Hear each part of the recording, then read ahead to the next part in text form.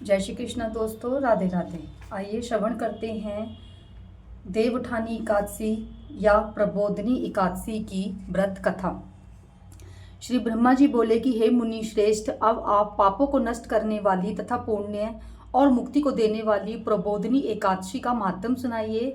भागीरथी, गंगा तथा तीर्थ नदी, समुद्र आदि तभी तक फल देते हैं जब तक प्रबोधिनी एकादशी नहीं आती। कार्तिक मास के शुक्ल पक्ष की प्रबोधिनी एकादशी के व्रत का फल 1 सहस्त्र अश्वमेघ तथा 100 राजसु यज्ञ के फल के बराबर होता है। नारद जी ने पूछा कि हे पिताजी, एक संध्या को भोजन करने से, रात्रि में भोजन करने तथा पूरे दिन उपवास करने के क्या क्या फल मिलता है, उसे आप समझाइए। ब्रह्मा जी बोले कि हे नारद, एक संध्या को भोजन करने से 1 जन्म का, रात्रि को भोजन करने से 2 जन्म तथा पूरे दिन उपवास करने से 7 जन्म के समस्त पाप नष्ट हो जाते हैं। प्रबोधिनी एकादशी के व्रत के प्रभाव से सुमेरु पर्वत के समान कठिन पाप क्षण मात्र से ही नष्ट हो जाते हैं। अनेकों पूर्व जन्म के किए हुए बुरे कर्मों को यह प्रबोधिनी एकादशी का व्रत क्षण भर में नष्ट कर देता है।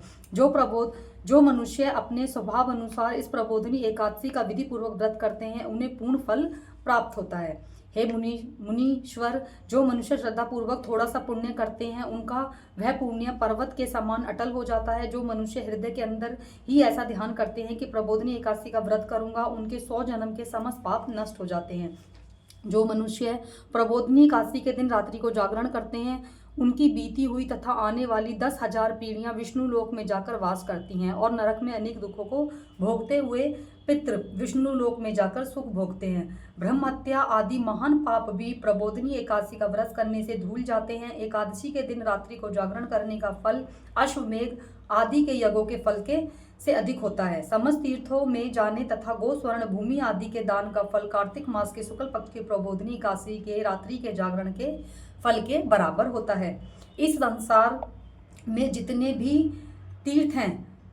भी तीर्थों की आशा की जाती है, वह सब प्रबोधिनी एकादशी के व्रत करने वाले के घर में रहते हैं। जो मनुष्य इस एकादशी के व्रत को करता है, वह योगी, तपस्वी और इंद्रियों को जीतने वाला हो जाता है, क्योंकि यह एकादशी विष्णु भगवान को अत्यंत प्रिय है। इसके व्रत के प्रभाव से कायिक, वाचिक और मानसिक पाप नष्ट हो जाते हैं। इस एकादशी के दिन जो भगवान की प्राप्ति के लिए दान, तप, होम आदि यज्ञ करता है, उसे अक्षय पुण्य मिलता है। प्रबोधिनी एकादशी के दिन भगवान की पूजा करने से बाल, यौवन तथा वृद्ध अवस्था के समस्त पाप नष्ट हो जाते हैं। इस एकादशी की रात्रि को जागरण करने से फल चंद्र सूर्य ग्रहण के समस्त स्नान करने के फल से सहस्त्र गुना अधिक होता है। मनुष्य जन्म से लेकर जो पुण्य करता है, वह पुण्य प्रबोधिनी एकादशी के व्रत के पुण्य के सामने व्यर्थ हैं। इसीलिए हे नारद, तुमको भी विधि पूर्वक विष्णु भगवान की पूजा करनी चाहिए। जो मनुष्य कार्तिक मास में धर्मपरायण होकर अन्य व्यक्तियों का अन्न नहीं खाते, उन्हें चंद्रायण ग्रहण व्रत का फल मिलता है।